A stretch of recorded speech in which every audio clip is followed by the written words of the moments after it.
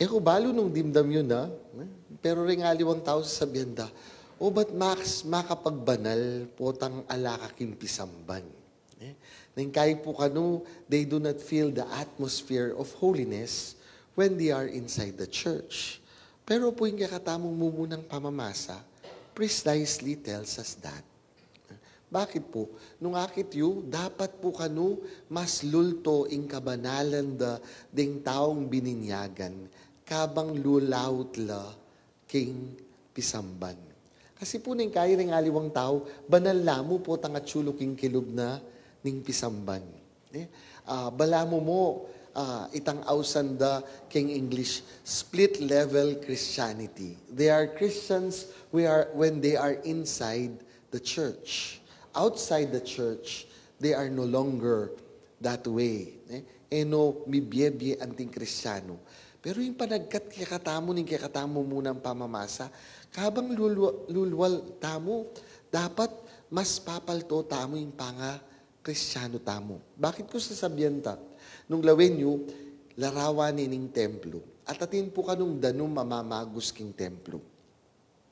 Kaya kanong muna dang sukdan, ining pamanagos din danum, ang gamong bukong-bukong. Habang lulaut la, daragul ining danumay ni. That is why the call for us, especially now that it's Lent, we as baptized should be more living up our holiness, our being Christian, in the day-to-day life that we live, in our work, in our schools, wherever we find ourselves. Sana po karin ating kabanalan. Uning ning kay baluyo, gangita mo. Potang at suking obra, bala mo alay nga pong ginu. Bala mo, we only look at productivity, nung nanong nga gawa. Pero, nga naning kaya katamong dalita pakibat, we should be worry of that. Nano po nga namang anyan. Ing ginong mayupaya at sulibutan tamo. Ing Diyos ng Jacob, yung santungan tamo. Yan, nga na po makanyan. Kaya ba't nga na po makanyan? Sokorwani ning Diyos, panyatang na ning abak amaranon. See? If God is truly with us, when morning comes, morning will bring us new hope. It will not bring us doom. Anyapin dapat agyang karing workplace tamo, lawin tamo. Do we bring Christ in our workplace? Do we live as Christians? Do we treat each other as Christians? Di ba po, anyang minunang panahon, at Kristo mismo sinabi na ini, by this they shall know you. Love one another. Siguro dapat kutang tamo. Lalo na itamong magobra karing pisamban, karing institusyon,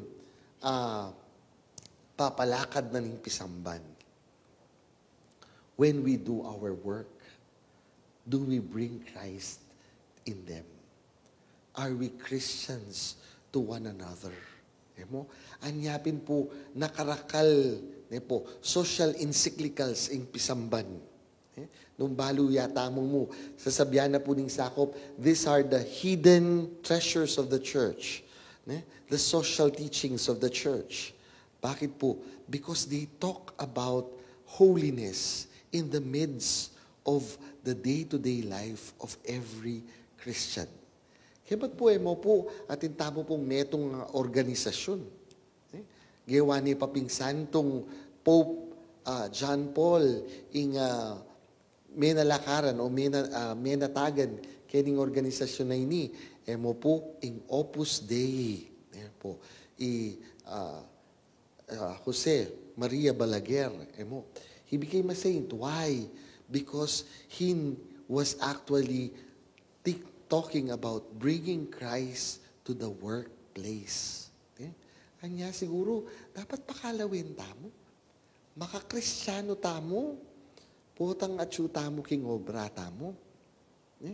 Makanano talang tatrato rin kapag obra tamo. Lalo na nung itamo yung atsu king upaya, nung itamo yung boss. papalto tayo naman ni Kristo. Kasi, mo dapat kilubning pisamban. Ya mo dapat lultoy Kristo, potang makabelo la ring babayi. Ang potang makalong sleeves la ring lalaki at mga di. Dapat, agyan king potang, at syuta na king obra, at syupamuri ni nga pong Ginoo. Pangadwa pong bagi, sabihan na kaya katamu, tingkay katamong ibanghelyo ngini. The Lord was sensitive. Look, sabi na po ning kay katamong ibanghelyo, no? Balo na ning Ginoo maluwat ning maninayang pangawulo. The Lord knew that He was actually waiting to be healed. Ako po yung kanakong hypothesis is this.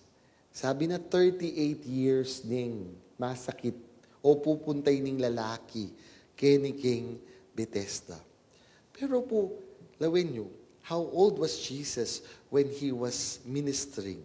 Around 30 to 33 years old. By the time that He was 33, He already died on the cross.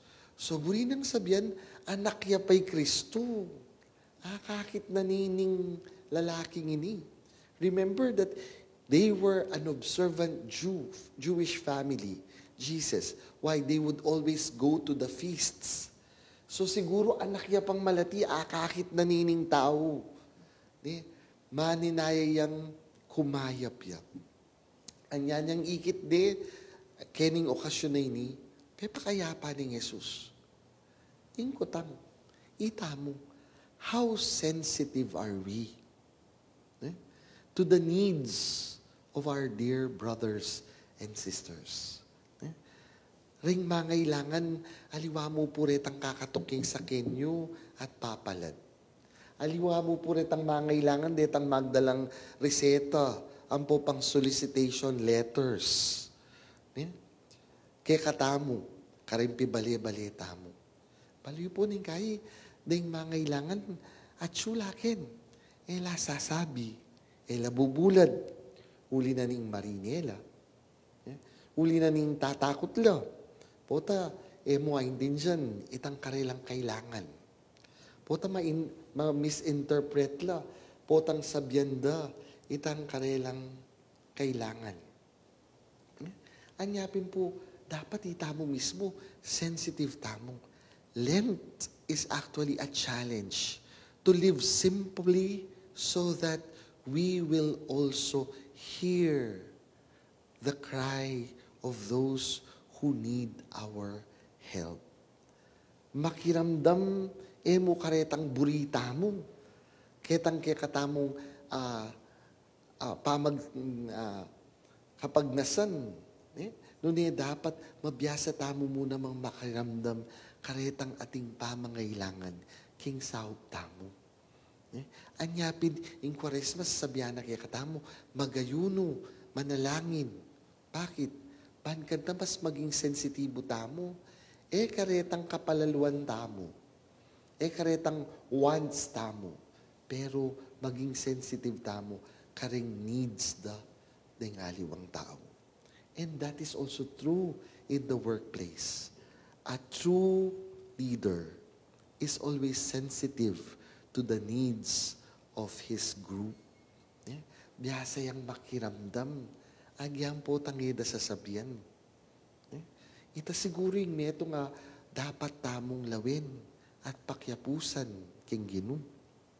Kaya ba't katatalyan? Ing sasabihan na naman ng ebanghelyo tamo, tayo pakyapusan ining lalaking masakit. Bakit? Anya pong kutang nga ni Jesus, simpli yung kutang. Nga ng kutang ng Jesus. Bisa kang kumayap. Diba? It could have been answered by a yes or no. Siyempre, 38 years.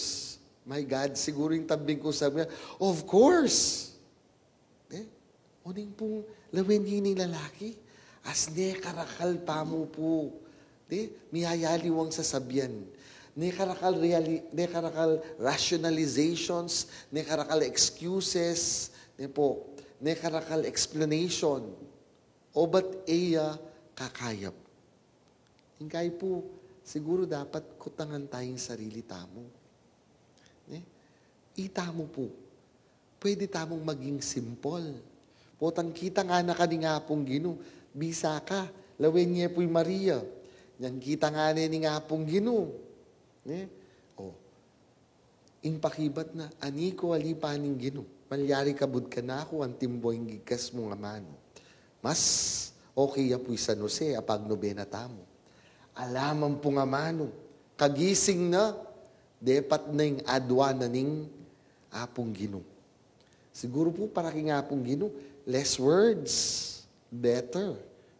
Less mistakes. Mo po, ita naman yung tiro na kaya katamo. Botang mga di kayo nga na, yung napakakaba-kaba. Bakit? Balo na naning yung payo, yung kailangan nyo, bayo yu pa, sabyan. Yung kayo po, balo yu, potang mangumpisal. Pota po, papakumpisal kami. Yung kayo kakabay nga gana-gana. Bakit po? Kaya rin na po sinabing kasalanan. Tukino po rin ang nakakabang rationalizations. Kasi po, makanini po kasing milyari, makanyan, kesyo, makanyan. Yung kaya may buko pong kutang. Okay pong dininan nyo na yung kamatuliran nitang kasalanan, sorry ko pa po kanyang kingapong Gino. Nung yan ako po sorry, o nano pa pong patawaran ko. Di ba? Anyapin pinatsukaking confession, own the sin. Therefore, less words, less mistake. Na ano po? Mapali ko bubundok. Period. Timpaling kaya po yung asawa ko. Period. Ala na ita. Kasi po, bungangera ya. Anyapin po ikwa akong timpaling ke. Masama ko po kayong boss ko. Period. Na ano pa mong, kasi po, makanyan niya. Irrational niya po yung kaya kaming boss. Na kami po ay intinsan. Basta, may sama ka kaya, tapos. Let it be plain. Let it be simple. In the end, God understands us more than we understand ourselves. Why do we need to explain? Opo, tagalang defensive tamo mo. Nung ing tao, balo mo, ay intindyana na ka, mo kailangan inda kala salita. Tingkay, po taretang salitang areta, maging sabagal na lamo. They actually lead to miscommunication rather than clarify what you want to say. If the person understands and love you. Ako pin, putang kaluguran na ka ng metong tao. Mong man kailangan ng amano. Ning kayang mas mabayat ya pa, putang eka, migsalita. God knows us. He loves us. Mo, in invitation na ning Kwaresma, magbalik na ka kanako. Bakit huling kaluguran na katamo?